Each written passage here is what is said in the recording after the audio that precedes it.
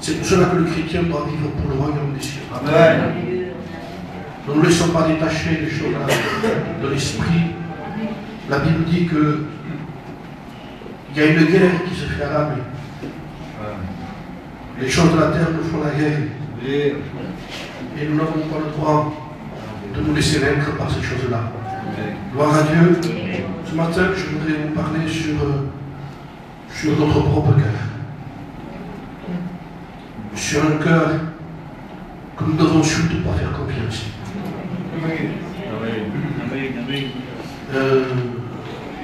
Je rappelais l'autre jour que l'ennemi numéro 1 du chrétien, c'est lui-même. C'est sa propre confiance en lui-même. C'est sa propre confiance à son niveau spirituel, même parfois. Vous avez remarqué que même certains ont confiance parfois à leur spiritualité. Quand ils se sentent bien avec Dieu, tout va bien. Ils ont confiance en eux-mêmes, donc ils osent même exhorter, parler. Mais quand on reçoit des cours, on se tait. On n'ose même pas prier dans la réunion. Hein? Donc ça veut dire ne vous confiez même pas au niveau spirituel. Parce que la chair aussi, c'est faire ça. Elle nous amène des mots, elle nous lâche après. Et il y a du jour au lendemain comme un froid qui vient sur nous. Je me suis posé des questions, je fais des réunions souvent, et parfois il y a un vide total. Je sais, je ne comprends pas. Même pas envie de prêcher. Mais voilà, ce que nous annonçons ne vient pas de l'homme. Ce que nous prêchons vient de Dieu. Amen. Et nous nous appuyons sur Dieu. Non pas sur des émotions, sur des sentiments, ni sur des larmes seulement, mais sur la parole de Dieu. Amen. Et nous voulons nous confier justement à ce qui est écrit. Dieu connaît tout. Amen. Ce qui me fait du bien, c'est que Dieu connaît tout. Il ne faut pas oublier que Dieu connaît tout. Et David le savait. Mais un instant, il l'a oublié. Dieu connaît tout. Dieu sait tout. Amen. Il sait comment nous sommes rentrés. Ce n'est pas la peine que nous essayions de montrer qui nous sommes. Le Seigneur le sait. On peut tromper un chrétien, on peut tromper un pasteur. Mais Dieu connaît nos cœurs. Amen. Dieu connaît nos cœurs. Et c'est avec vérité que nous voulons nous présenter devant lui. C'est avec vérité que nous voulons le prier. C'est non pas en lui disant autre chose. L'homme je disait, Seigneur, ce qui sort de ma bouche n'est pas autre chose que ce que je pensais. Je ne voudrais pas dire autre chose de ma bouche. Alors que ma vie n'y est pas, que mon cœur n'y est pas, que je me sens presque en porte-à-faux. Des fois, quand je suis dans un culte, je regarde un peu comme ça. Et je vois des gens qui s'efforcent un peu de prier, qui s'efforcent un peu de rentrer en communion, qui s'efforcent parce qu'ils me sentent que c'est pas ça. Parce qu'il n'y a pas de communion avant. Si nous n'avons pas de vie avant ça, nous n'avons pas de vie. Vous comprenez? Donc on ne peut pas tromper Dieu par rapport à ce qu'on fait ici. Je veux dire par là que Dieu, on ne le trompe pas. Dieu sait. Dieu sait. Et Dieu veut nous dévoiler, nous révéler qui nous sommes. Il y a des hommes de Dieu qui savent prier, qui disent Seigneur, montre-moi mon cœur. Seigneur, que surtout je ne me trompe pas. Seigneur, montre-moi si je suis sur une mauvaise voie. Amen. Dieu ne saurait-il pas, dans le psaume 44, au verset 22, Dieu ne saurait-il pas? Vous comprenez ça? Dieu ne saurait-il pas? Qu'est-ce qu'il sait? Il sait tout. Alors, je n'ai pas intérêt, moi, ce matin, à essayer de paraître quelqu'un que je ne suis pas. Il faut que nos réunions soient des réunions d'humiliation, d'humilité. Et que nous venions devant le Seigneur avec le cœur rempli. Amen. Amen. Parce que sinon, nous allons nous laisser tromper. Vous avez remarqué comment le Seigneur pouvait-il prêcher à 5 000 hommes sans compter les femmes et les enfants? C'est vrai. Vous avez pensé à ça? Comment le Seigneur faisait pour prêcher comme ça? Mais certainement que les gens devaient dire qu'est-ce qu'il a dit, il le répétait jusqu'au fond. On répétait ce que le Seigneur disait parce que les gens écoutaient devant. Donc si on écoute, on pourra dire à l'autre qu'est-ce qu'il a dit, il a dit ça.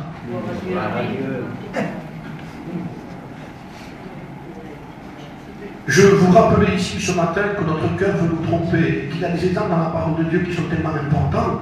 J'étais en train de lire l'exemple de Balaam ce matin. Balaam, je l'ai lu plusieurs fois.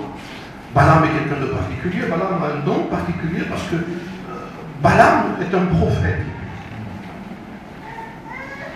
Mais Balaam a un cœur qui le trompe. Et tout en étant prophète de Dieu, Balaam s'est laissé tromper par son propre cœur. Lorsque j'ai lu l'histoire de Balaam, j'ai lu surtout, encore ce matin, l'histoire surtout de la naissance. Mais Balaam a un nom particulier qui décrit un peu qui il est. Vous savez, les noms sont significatifs dans la parole de Dieu. Il n'y a rien de hasard, comme je disais hier, par exemple, l'air de Kidon, ça veut dire camp de destruction. On arrive à un moment donné, si on ne se met pas en règle, qu'on va arriver dans cette ère-là. Ça veut dire que même si la parole de Dieu vient, si les moments du Seigneur là sont en train de nous émouvoir dans les cantiques, parce que c'est vrai que ce cantique fait bien, hein? Quelqu'un parle de paix. Mais il ne faut pas que ça s'arrête au-dessus des émotions. Il y a un problème. Et quand on sent que le Seigneur est en train de nous faire du bien, le Seigneur dit voilà le problème, je te fais du bien, je te fais ressentir la présence pour que tu sortes de ton cœur. Le problème n'est pas que je te soulage ici. La Bible dit défrichez-vous un champ nouveau et ne semez pas parmi les épines. Ça veut dire que là, c'est le haut du champ, et là, c'est la profondeur du champ.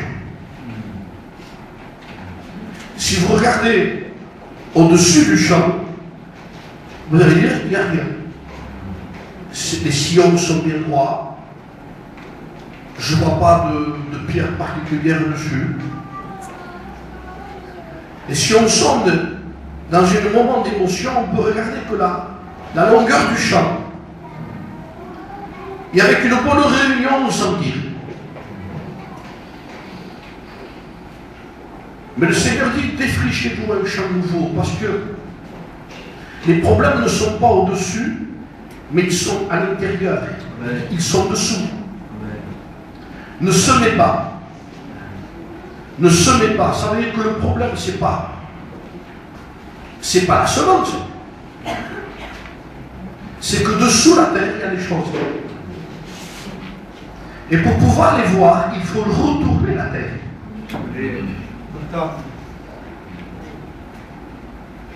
Alors, il est temps de voir avec vérité nos cœurs. Amen. Amen. Je vous ai dit que Balaam est un des types, il y a d'autres exemples dans la parole de Dieu. Mais quand j'ai lu l'histoire de Balaam, je vous lis la fin. Vous comprendrez un peu le début aussi. Hein. Mais la fin, c'est le départ de Balaam quand il part pour aller maudire Israël. C'est un prophète quand même. Mais il est pris, Balaam, par le gain. Il est pris par les désirs qu'il y a dans son cœur. Balaam aime l'argent.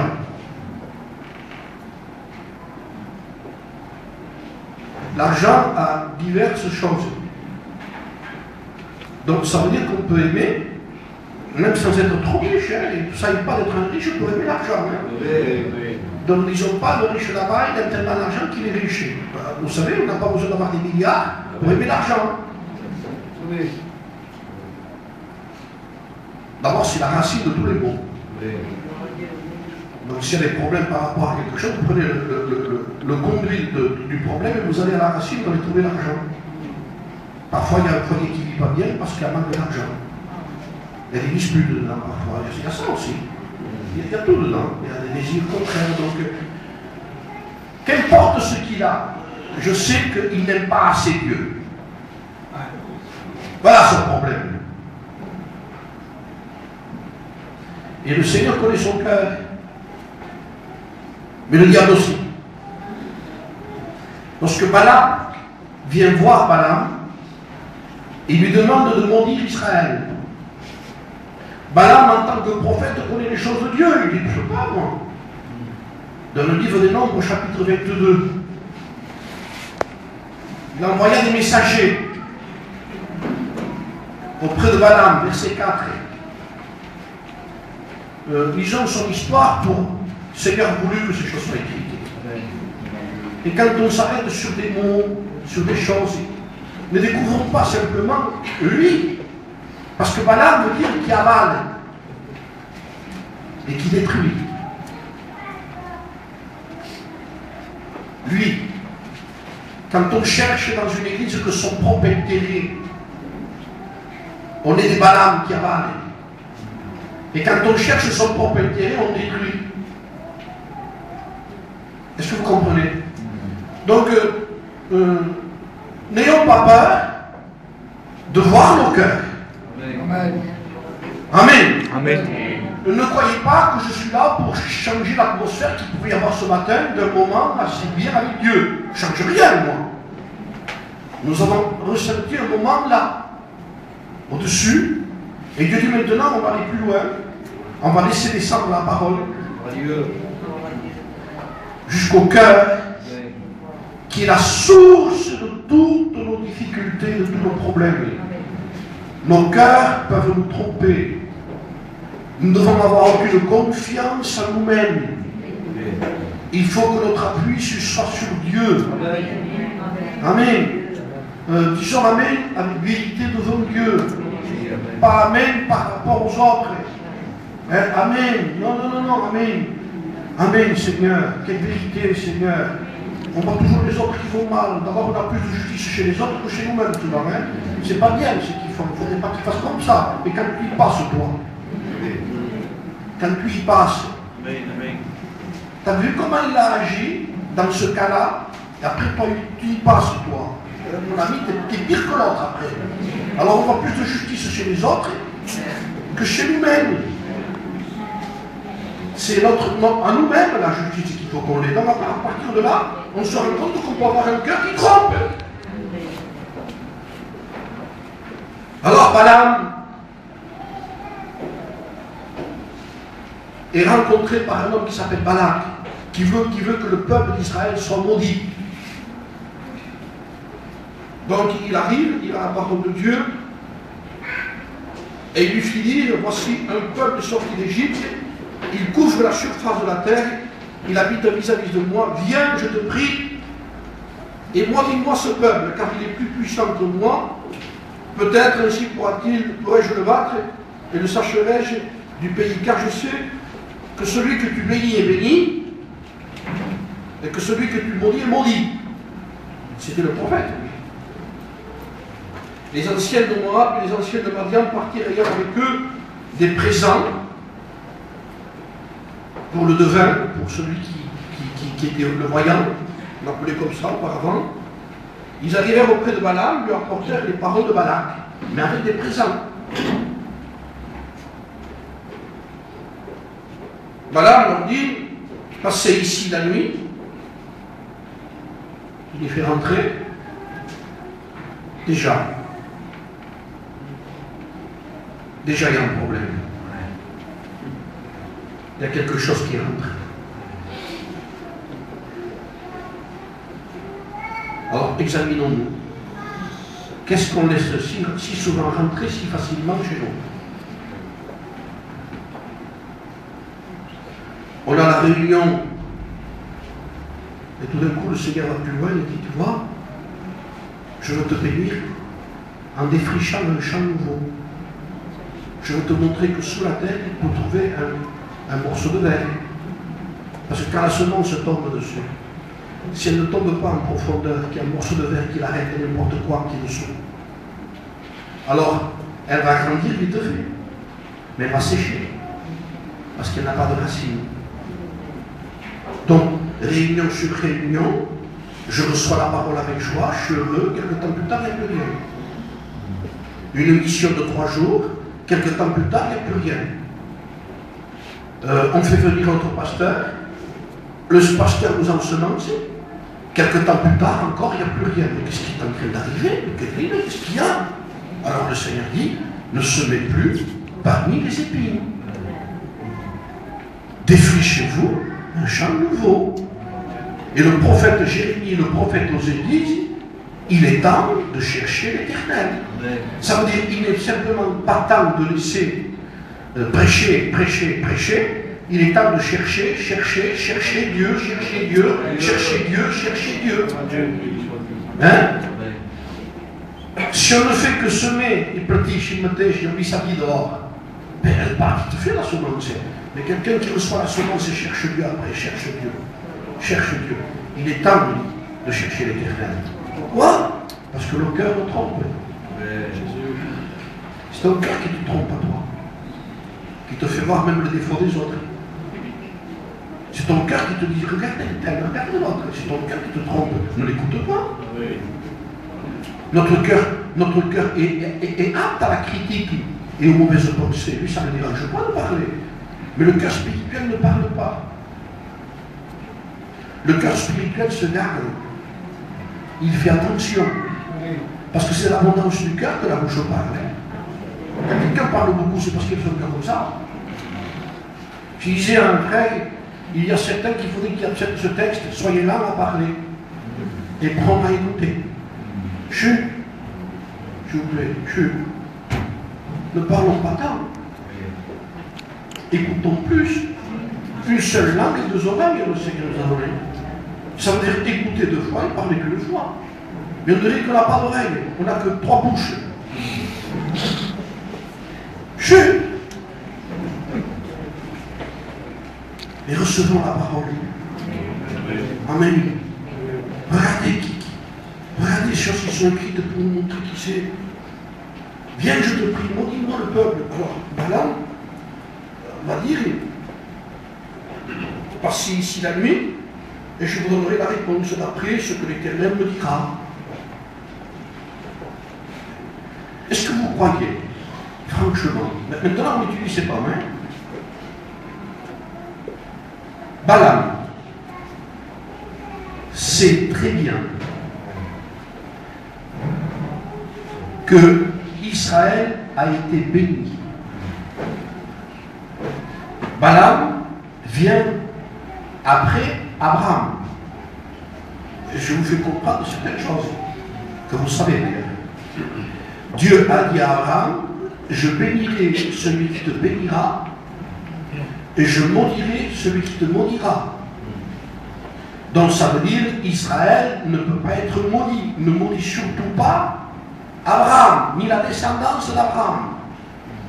D'ailleurs, tous les pays aujourd'hui qui se sont tournés contre Israël ont plongé. Même les présidents qui étaient contre Israël, éliminés. Israël est béni. Non pas par rapport, parce qu'il a le péché, sur le péché qu'on en fait, mais il est béni par rapport à la descendance d'Abraham. Donc on ne maudit pas Israël. Israël est béni. Encore plus autant qu'il est là. Donc Israël était béni. Regardez donc, je vous dis, on s'arrête sur ce que c'est pas. Balak arrive. Lui connaît. Il connaît les Écritures. Donc c'est pas la peine de dire aux gens qui vont venir, d'abord quand ils sont venus, il fallait qu'ils les renvoient de suite. Est-ce que vous êtes d'accord avec ça? Donc pourquoi les rentrer les choses après qu'on demande après Dieu de les bénir? Il faut les faire partir avant. Attendez, pensez, une pensée, un acte, quelque chose, quelle que soit la chose. Je voudrais dire entre parenthèses que la vie chrétienne ne consiste pas simplement à des lois spirituelles du ciel. Il y a des lois sur la terre aussi qu'il faut respecter. Hein? Donc, je ne peux pas dire, moi, ce que je fais, c'est les choses du ciel. Le Seigneur dit, d'abord pratique les lois que le Seigneur a données sur la terre. On doit instituer des lois par rapport à des gouverneurs et à des présidents. Ces lois-là, elles viennent de Dieu. C'est Dieu qui les a instituées. Il a mis ces hommes-là pour diriger. Donc, ces gens qui sont placés ici, tu ne dois pas les craindre si tu fais le bien. Oui ou non? Je rappelais l'autre jour même certaines choses que j'avais peur de dire certains parce qu'il y en a qui entendent le sens. Vous conduisez, si vous voyez un policier, vous mettez la ceinture. Vous avez peur du policier? Mais le Seigneur ne fait pas ça par rapport à la crainte d'un jugement, faites-le par rapport à la conscience. C'est par rapport à la conscience qu'il faut faire les choses. C'est-à-dire qu'il faut qu'on soit soumis par rapport à la conscience de quelqu'un.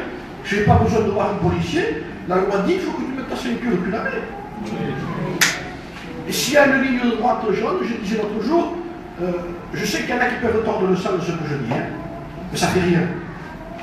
Je sais dans quel cœur je le dis.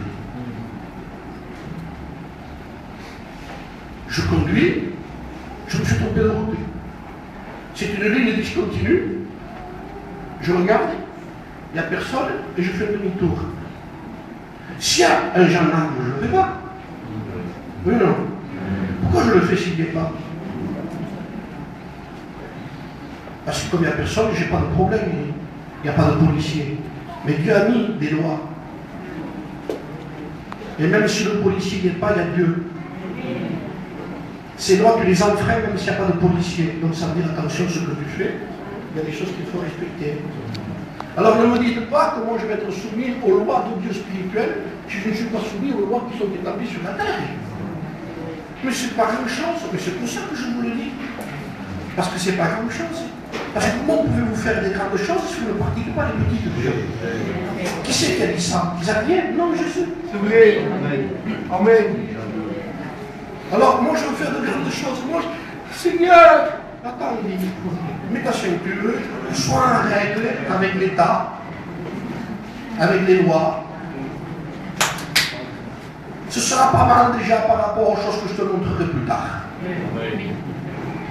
Donc, je veux dire par là, vous savez, on est en train de voir Balaam, et en même temps, on est en train de se voir soi-même. Parce que le Seigneur veut mettre de l'ordre dans le peuple gitan. Vous comprenez? Même j'ai dit, si je le dis ce matin, je ne pourrais pas dire ce que je vous dis ici, hein, je vous certifie. Mais comme j'ai eu 3 jours à mes yeux, j'en ai parlé. Je ne croyais même pas en parler d'ici, mais je me dis, Seigneur, pourquoi pas maintenant dans l'attitude de Balaam, qui connaît les choses de Dieu. Qu'est-ce qui fait semblant qu'il ne sait pas, lui? J'ai même exhorté l'église de Béziers à envoyer leurs enfants à l'école et ne pas les faire monter n'importe quand comme ça. Parce qu'après ils font des faux certificats. Mon fils a manqué parce qu'il n'a pas pu mentir. Tu as menti avec le stylo. Parce qu'on peut mentir avec la bouche et avec le stylo. Hein. Marche bien, jamais de notre vie on sera béni. Parce qu'on est en train de dire aux choses que Dieu a établies, c'est rien. Tout est important dans ce que Dieu a établi. Eh oui, c'est comme ça. On veut aller là-bas, non, attends, reste ici, il fait les choses comme il faut normalement. Balaam va dire à Balak, aux envoyés de Balak, il y a ça, vous avez vu. Ils ne sont pas venus seuls, ils sont venus avec des présents. La Bible dit que les présents aveuglent les yeux. Donc, remarquez-le. Entre parenthèses, on se parle ce matin, on se découvre.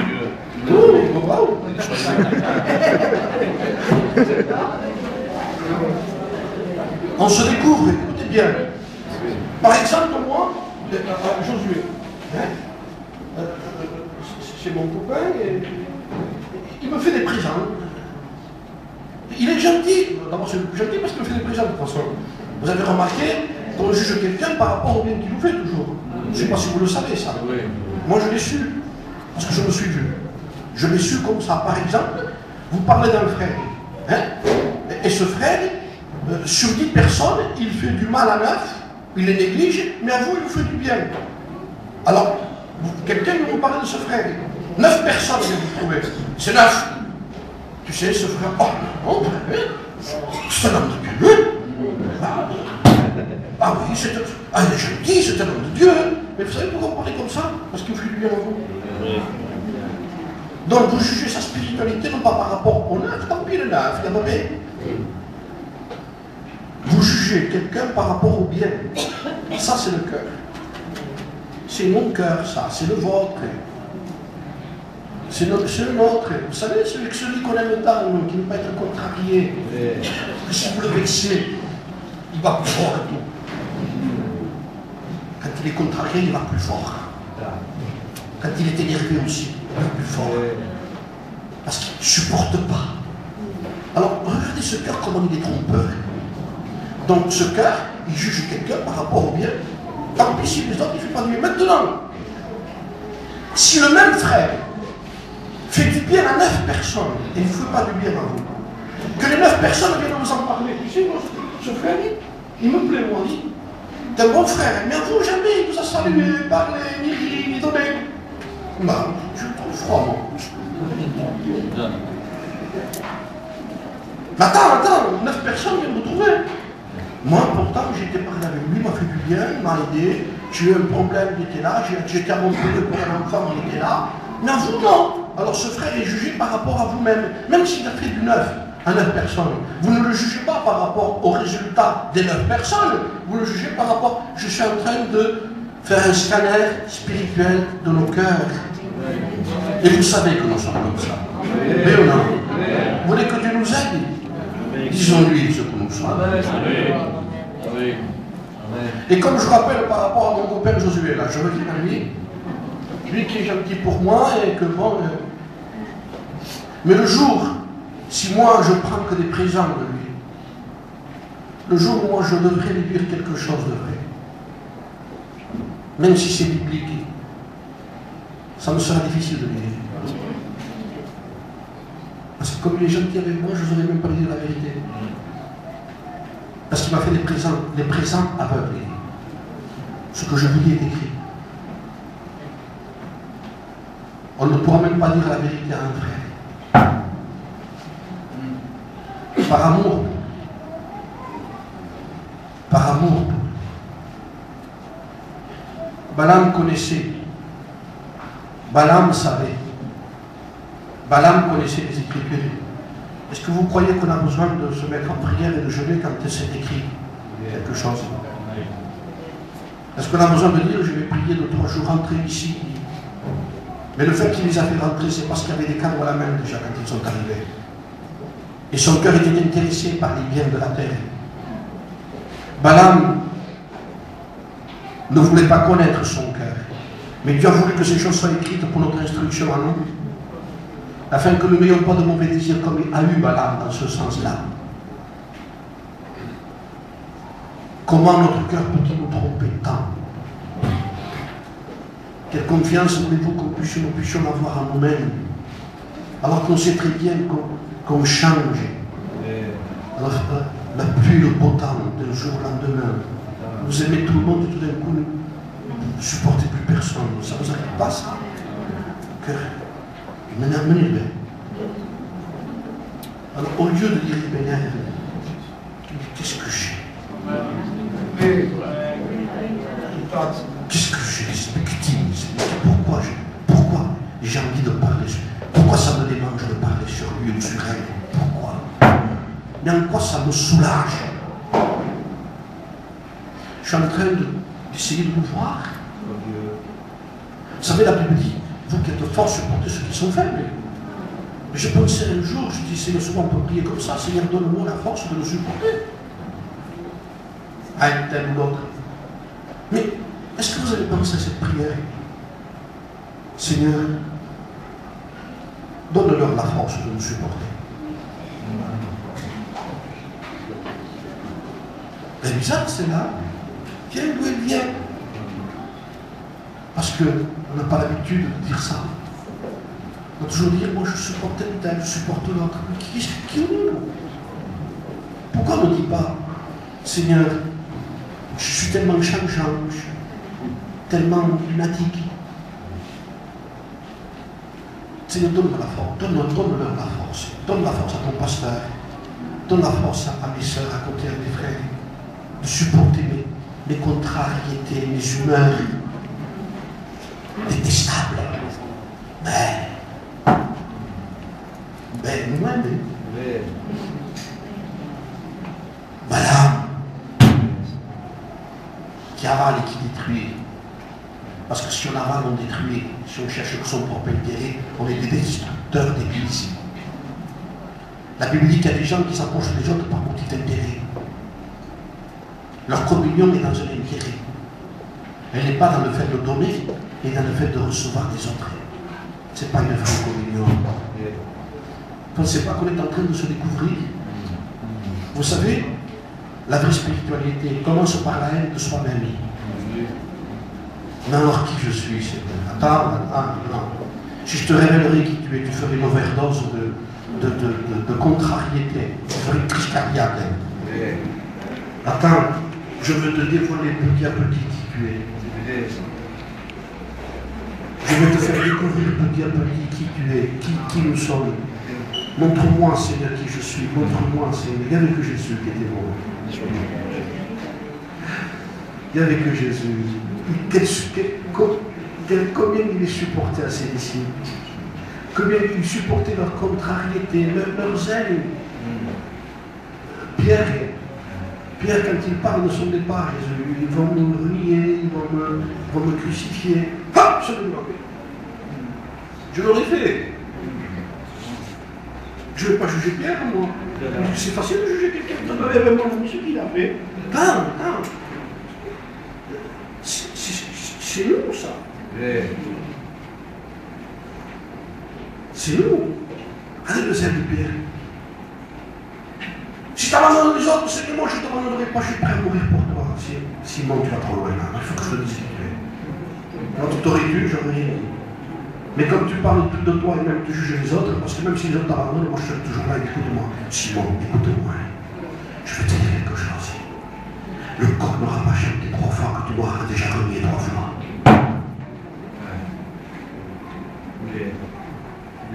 Quand Israël est sorti d'Égypte,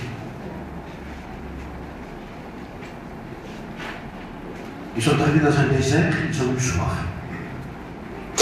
Il y avait de l'eau. Ils ont trouvé de l'eau. Cet endroit s'appelait les eaux de Mara.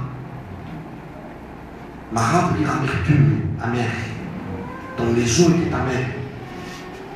Quand ils se sont approchés, qu'ils ont bu, ils n'ont pas pu boire.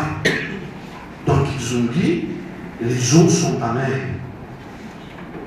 Mais pensez à ça.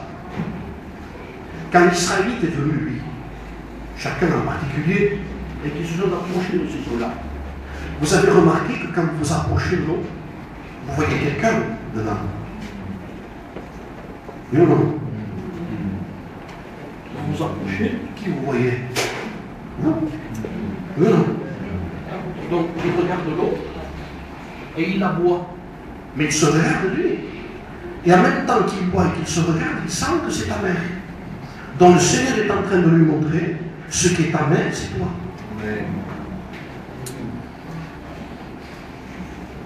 C'est ton cœur. Ne vois pas en regardant l'autre. C'est le reflet de toi-même, les eaux amères. Il y a dans ton cœur de l'amertume.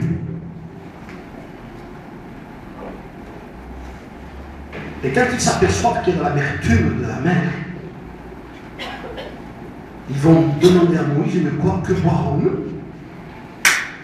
Comment nous allons faire? Et Dieu montra à Moïse un bois particulier. C'est écrit un bois particulier.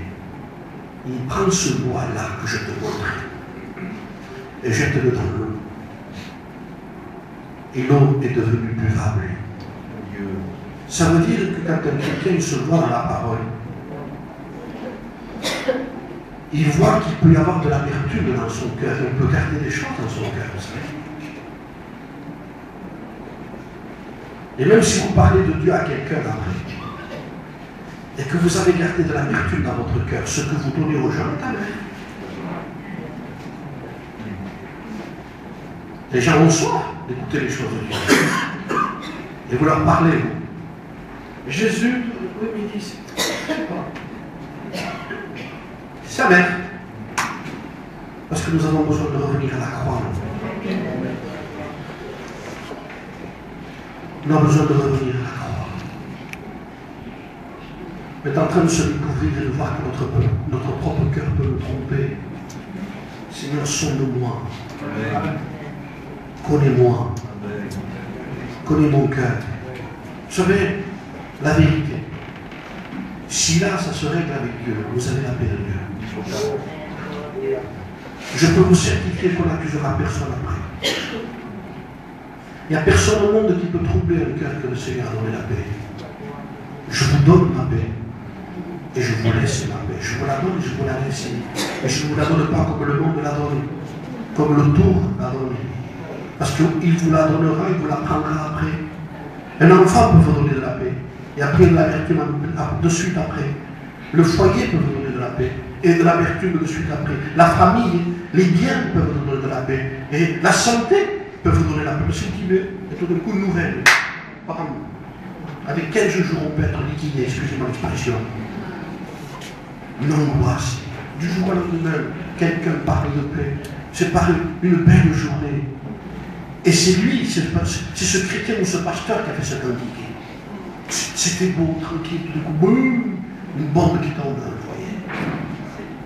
Si nous n'avons pas réglé le problème du cœur, nous allons être ébranlés par n'importe quoi. Il faut que nous allions en profondeur dedans. Comment en profondeur? Le cœur est un abîme. C'est profond. Profond. Alors on dit Seigneur, c'est dans cette profondeur, Seigneur. La Bible dit que la connaissance de Dieu va couvrir le monde comme les eaux couvrent les fonds des mers. Ça veut dire que l'eau ne couvre jamais le dessus. Il commence par le fond. D'abord, un homme Dieu disait que l'eau remplit toujours les endroits les plus bas. Ça ne s'arrête pas à un niveau. Si ça s'arrête à un niveau, c'est parce que parfois il y a un barrage. Il y a du bois, il y a des choses, et l'eau coule, et l'eau coule. Mais elle n'a pas fini, elle ne s'arrête pas là. Elle va briser le barrage. Parce qu'elle sait qu'il y a un endroit plus bas. Alors quand on dit au Seigneur, remplis-moi, il dit, mais descends. Parce que plus je descends, plus je te remplis. Je ne m'arrête pas, l'eau ne s'arrête pas. Vous allez sentir l'eau passer. J'ai été béni, mais jamais rempli. Jamais rempli. On va être mouillé par l'eau.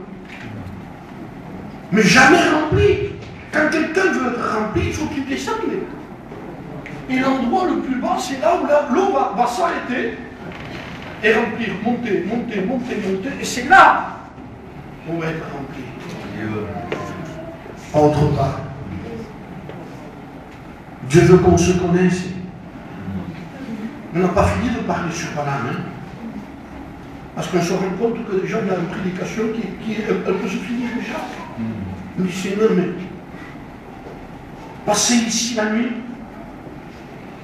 A dit Balaam à ses hommes, je vous donnerai la réponse d'après ce que l'Éternel dira. Mais il n'a pas besoin de prier. Est-ce que vous comprenez ça? N'allons pas demander la volonté de Dieu si je peux faire une affaire avec un tel. Si vous savez que cette affaire n'est pas bien, ne priez pas. C'est écrit. Je vais demander à Dieu qu'il me regarde sur la route si les pneus sont lissés. Est-ce que vous me suivez? Ou si je n'ai pas l'assurance, si je n'ai pas changé la carte grise. Garde-moi, oh Dieu. Ne priez pas, changez la carte grise. Oh, ça suffit avec ça, vous savez les systèmes là. Garde-moi, Seigneur, je n'ai pas les papiers. Range des papiers. Pourquoi on va prier? Donc ça veut dire ne laissez pas rentrer ces gens-là. Ne laissons pas, ne prions pas Dieu Mais vous vous rendez compte, hein? Je suis encore spirituel. Dis plutôt que tu as diminué, que ça ne va pas. Dis plutôt qu'on n'est pas dans le coup. Au lieu de spiritualiser en plus, attendez ici, il les laisse rentrer. Il ne fallait pas qu'ils rentrent. Regardez de toute façon ce qui s'est passé. Ils sont rentrés. Et lui, il va prier. Il va prier. Les chefs de Moab restèrent chez Balaam. Moi, malédiction. Moi, il vient de Lot. Moi, vient de ses filles. Quand Lot a bu, et moi, rentre chez Balaam. Oh, s'il vous plaît.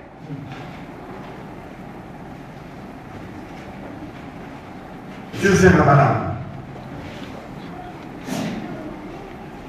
Parce que tôt ou tard, Dieu vient. Les amis, c'est qui sont ces hommes qui sont chez toi? Comment?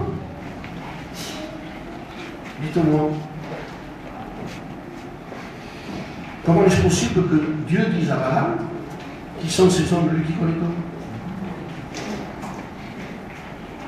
Si la question est posée, c'est pour qu'il se remette en question. Pourquoi il me pose une question, Dieu? Pourquoi il me pose une question, puisqu'il sait tout? C'est pour que la question nous amène à une question. Pourquoi il me pose une question? Parce que c'est quelque chose qu'il ne faut pas. Qui sont ces hommes qui tu as laissé entrer chez toi? Balaam répondit à Dieu. Balak est rentré roi de Moab. Il les a envoyés pour me dire, voici un peuple sorti d'Égypte, il couvre la surface de la terre, viens donc et maudis-le. Peut-être ici pourrais-je leur combattre et chasserai-je. Dieu dit à Balaam, tu n'iras point avec eux. Amen. Tu ne maudiras point ce peuple, car il est béni. Je vous l'ai dit. Mais il le savait déjà. Allez, Balaam, la réponse. Balaam se leva le matin. Alors on est en train de le découvrir, il dit au chef de Balak, allez dans votre pays, car l'Éternel refuse de me laisser aller avec vous. Il ne veut pas, lui. Vous voyez que parfois, il y a des choses qu'on dit qui sont bizarres. Ça veut dire tout simplement, si je pouvais le faire, je le ferais. C'est lui qui ne veut pas. C'est ça le mauvais témoignage parfois pour quelqu'un. Tu ne viens pas à un mariage. C'est un chrétien, Dieu ne veut pas. Je vois qui souffre cet homme. Qui souffre. Dieu les empêche de tout. Le mauvais témoignage, je veux dire toujours, c'est Dieu qui ne veut pas. Dans les fêtes, dans tout ce que vous voulez, dans tout ce qui appartient à la terre, le monde. Et même après, ça va plus loin. C'est le pasteur qui ne veut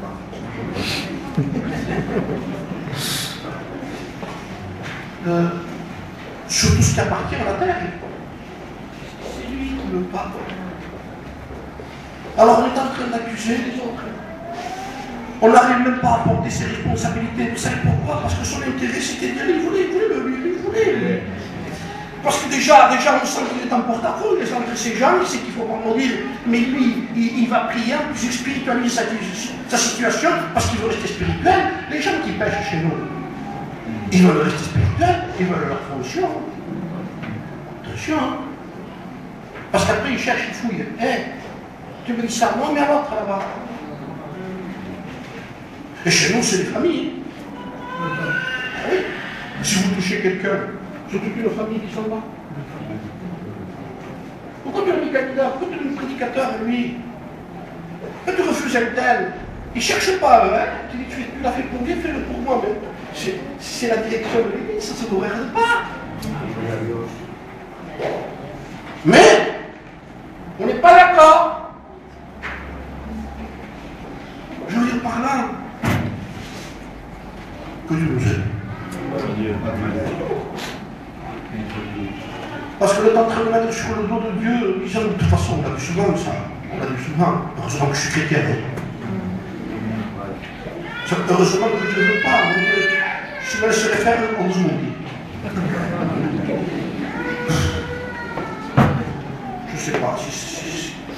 Je ne sais pas si vous le voyez comme le Seigneur le voit, je dirais la parole de Dieu. Mais où nous en sommes?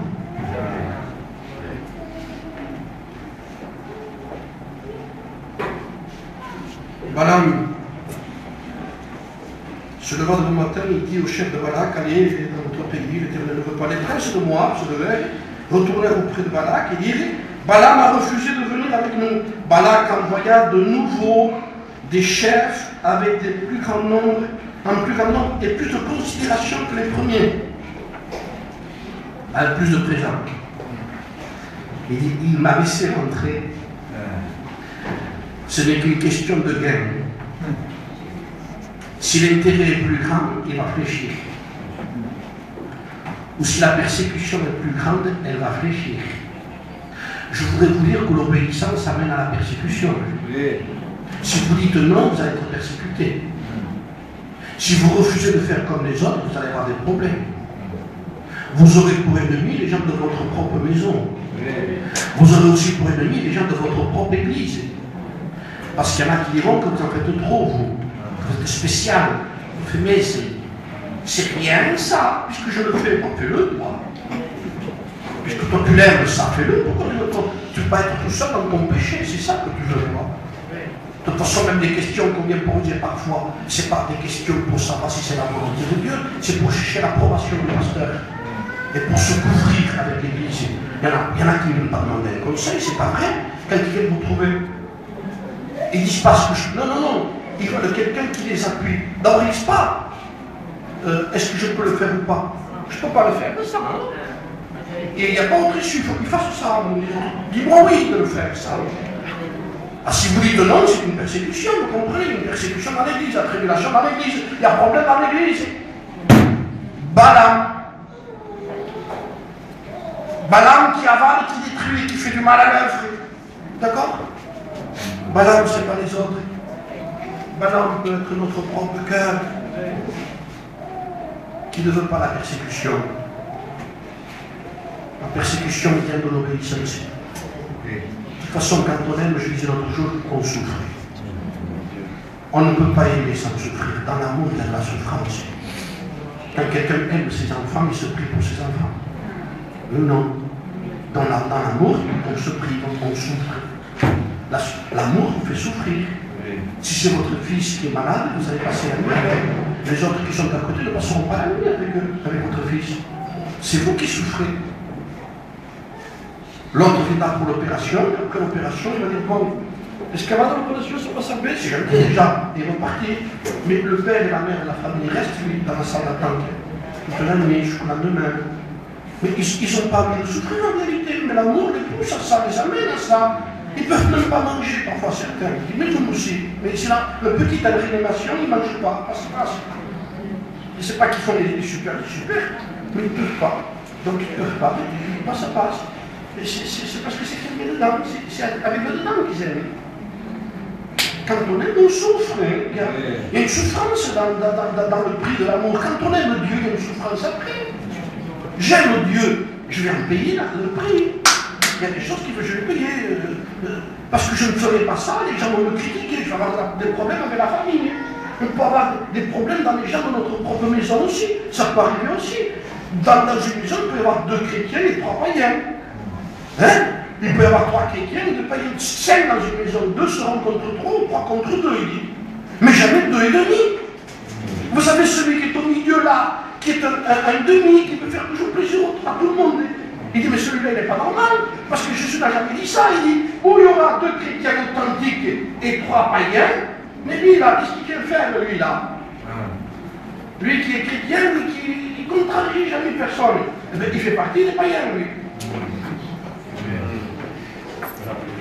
Parce qu'il y avait 2 chrétiens, Deux païens authentiques et un caché païen.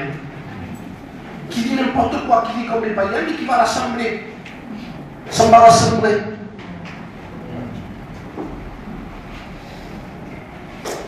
Ça n'existe pas, 2 et demi. C'est 2 contre 3 ou 3 contre 2. C'est clair? La Bible est claire. Vous savez que la Bible n'est pas là pour nous contrarier, pour nous oublier.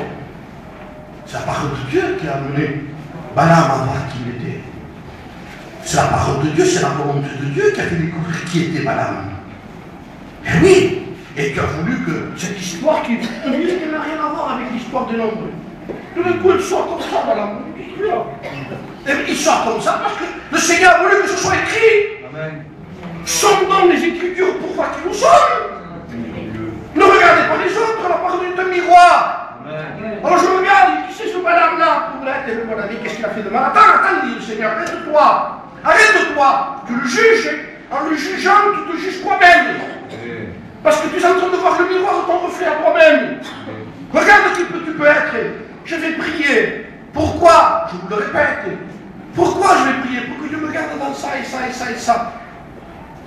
Mais le Seigneur ne pourra pas te garder dans ça. Ne priez pas dans quelque chose qui n'est pas biblique. Donc vous savez que la Bible dit non. Comme je le rappelais, ne prions pas pour que Dieu nous garde sur la route si on n'a pas les papiers. Ne prions pas. Mais il y a autre chose à faire. Qu'est-ce qu'il faut faire comme Dieu? Arrangeons nos affaires.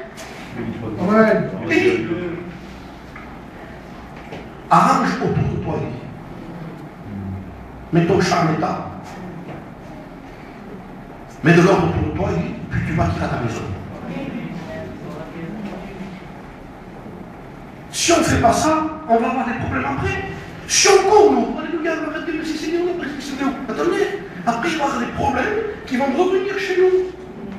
Et qui nous feront aller mal spirituellement, nous Saint-Esprit. À cause de ça, il dit. D'abord, il fallait arranger ça. On ne craint pas. Il dit les autorités quand on fait le bien. Mais si tu fais le mal, il craint.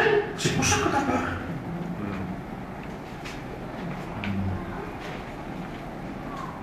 Balaam se leva d'un matin, les princes de Moab arrière avaient des considérations plus grandes, ils arrivèrent auprès de Balaam, ils dirent, ici par le Balak, que l'on ne t'empêche donc pas de venir à moi. C'est ton Dieu qui t'empêche.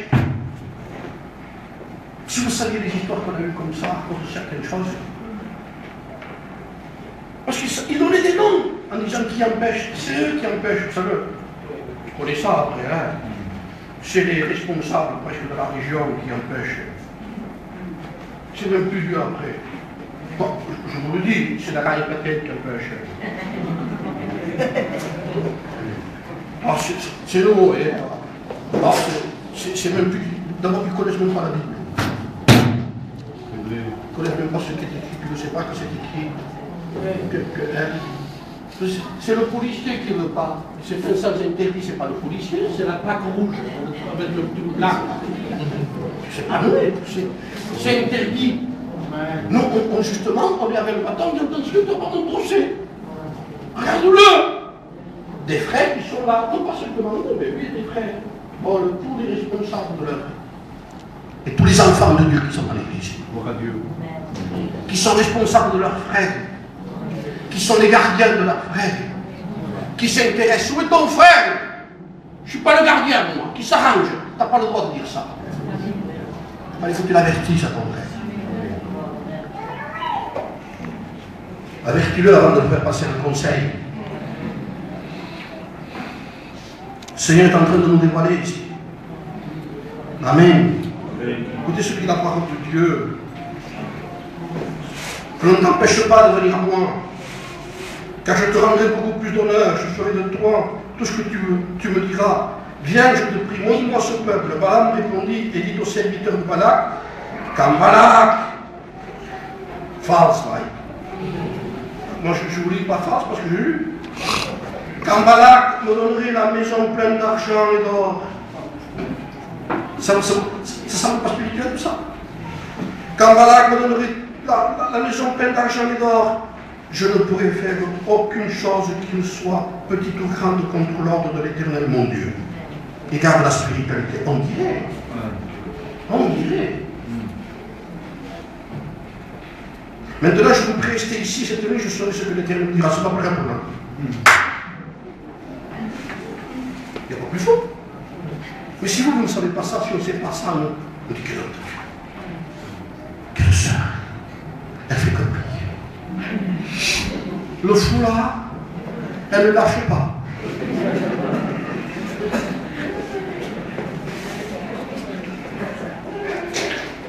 Mais on dirait ça. Il n'est pas biblique. Tu peux prier tant que tu veux. Et si tu n'es pas biblique, ça ne sert à rien. Dieu nous amène à l'obéissance de sa volonté. Ce qui honore Dieu, ce n'est pas les sacrifices, mais c'est le respect de sa parole. Quand on respecte sa parole, on respecte Jésus, on respecte Dieu, on honore Dieu, on se soumet à Dieu. Ce qui honore Dieu, ce n'est pas les sacrifices, c'est d'aimer la parole. Voilà, je saurai ce que l'Éternel me dira. Dieu vient à madame pendant la nuit. Puisque ces hommes te demandent d'y aller, vas-y. Donc on comprend, et maintenant, c'est Dieu qui le veut. Non. Dieu ne le veut pas encore. C'est que Dieu a dit, tu veux y aller, vas-y. Vous ne dites pas, je suis en train de dire tout l'heure. Vous lui avez dit, des fois, ne touche pas. Ne le touche pas. Et après, pourquoi vous lui dites touche-le? C'est pas que vous êtes d'accord, c'est pour dire que tu as fait ton expérience. Donc, quand les gens qui insistent et qu'ils sentent que ça va, ça devrait que tout ça se passe bien, et bien j'y vais, attendez. Il part, verset 22. Ça veut dire que j'ai contrarié. La colère de Dieu s'enflamma. Il m'a dit oui.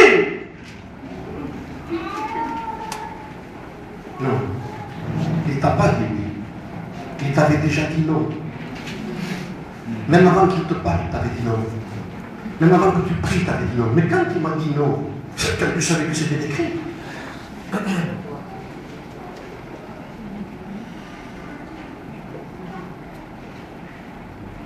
La colère de Dieu s'enflamma parce qu'il était parti. L'ange de l'Éternel se plaça. Là, nous en arrivons à la fin. Je croyais parler d'autre chose, mais on va finir là. L'ange de l'Éternel se plaça sur le chemin pour lui résister. L'ange de Dieu, l'ange de l'Éternel, qui est une représentation réelle dans l'Ancien Testament du Messie du Christ. Balaam était monté sur son ânesse et ses deux serviteurs étaient avec lui. L'ânesse, dit l'ange de l'Éternel, qui se tenait sur le chemin, son épée nue dans la main. Elle se détourna du chemin et alla dans les champs. On lit, et écoutez. Balaam frappa l'ânesse pour la ramener dans le chemin.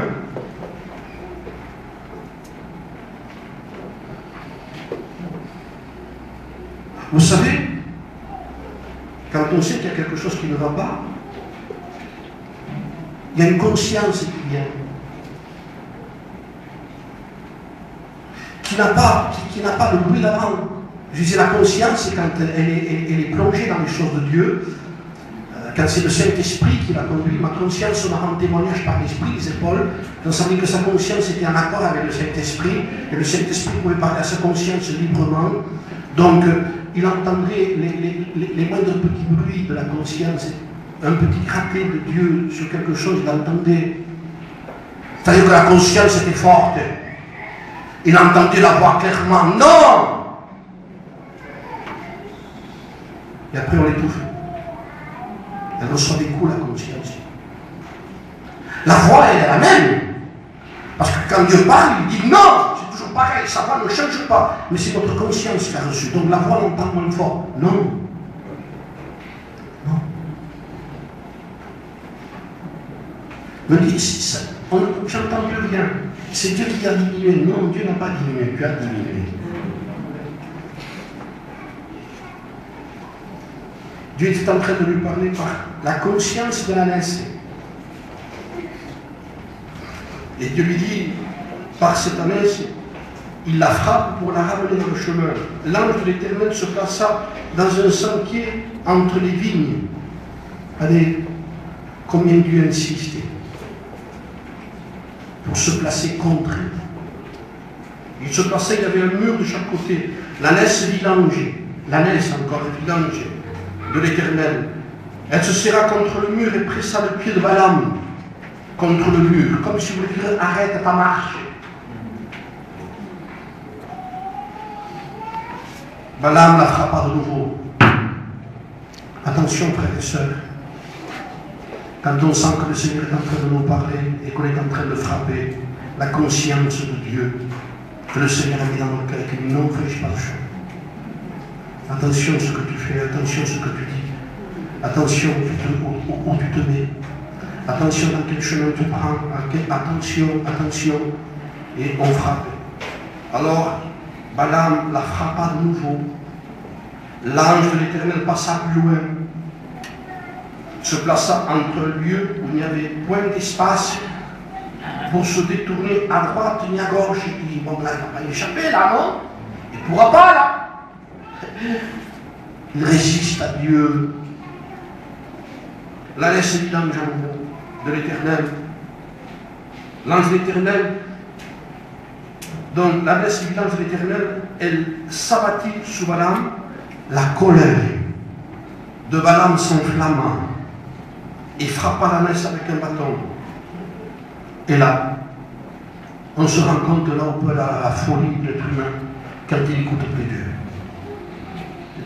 L'Éternel ouvrit la bouche de l'ânesse et elle dit à Balaam, que t'ai-je fait pour que tu m'aies frappé déjà 3 fois?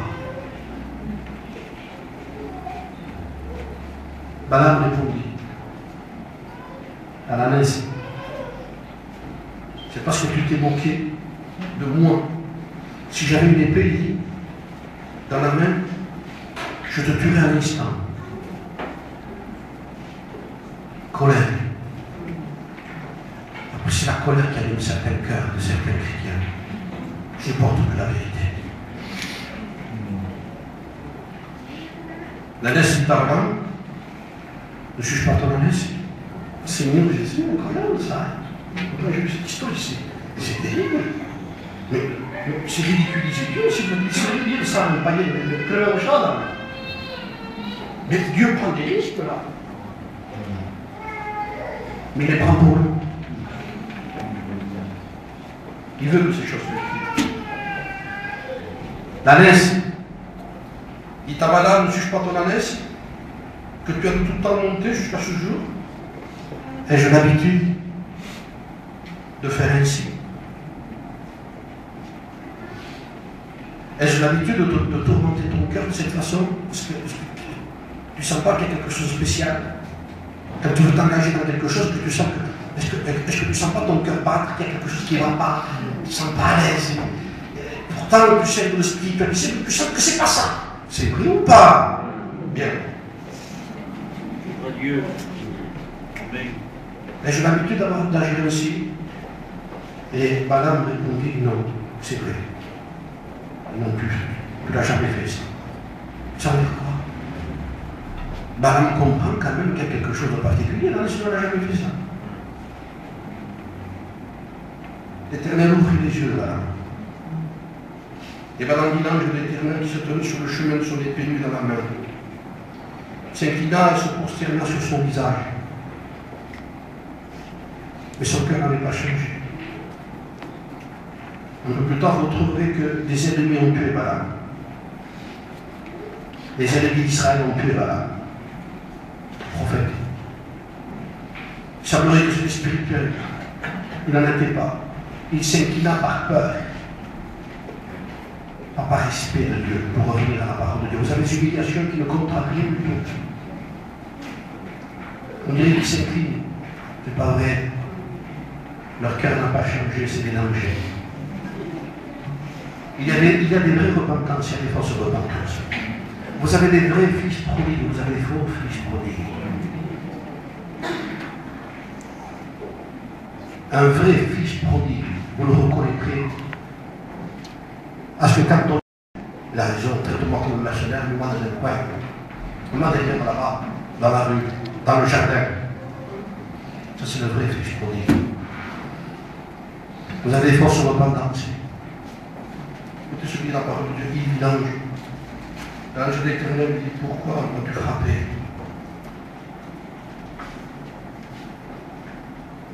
S'inclina, se prosternant, et l'ange lui parle. Il dit, pourquoi as-tu frappé ton ânesse déjà 3 fois? Voici, je suis sorti. Écoutez bien, c'est la fin là. Elle est importante. Je suis sorti pour te résister, car je te vois suivre un chemin qui mène à la perdition. Je te résiste. Tu le sens. Je parle à qui je parle, moi aussi, je à un cœur que le Seigneur t'a entendu. Tu sais qu'il y a un moment que je veux t'amener à la repentance. Parce qu'elle n'a pas voulu se repentir, une certaine femme dans les de l'Apocalypse. Et il dit maintenant je l'enverrai et je la jetterai dans un lit de douleur. Parce qu'elle ne veut pas se repentir. On sent que la parole de Dieu nous amène à l'humiliation, à la repentance. Quand quelqu'un résiste, il résiste à Dieu. Ne l'oubliez pas ça. Vous savez que votre vie chrétienne, c'est pas ça. Qui mieux vous que vous le savez? Moi, je n'ai pas besoin de citer toutes les choses, vous le savez vous-même. Si ou non? Il y a un expert en culte. Mais on a rien compris. De temps en temps, il ne faudrait même pas faire un culte le dimanche matin pour leur dire aux gens, non, regarde, viens écouter la parole de Dieu. Ce n'est pas le pain qui est important, c'est le pain vivant du ciel, c'est la chair de Jésus et c'est le sang de Jésus qui est important. Amen. Amen. Tu le sais, qui mieux que toi le sait? Je t'ai résisté. Parce que tu es sur un chemin de perdition. L'ânesse m'a vu. L'ange lui dit, l'ânesse m'a vu. Elle s'est détournée devant moi déjà 3 fois. Si elle ne s'était pas détournée de moi, Dieu parle. Je t'aurais même tué. Et je lui aurais laissé la vie à l'ânesse. L'ânesse serait restée identifiée. Mais toi, tu serais mort déjà. Est-ce que c'est la loi? Je ne crois pas.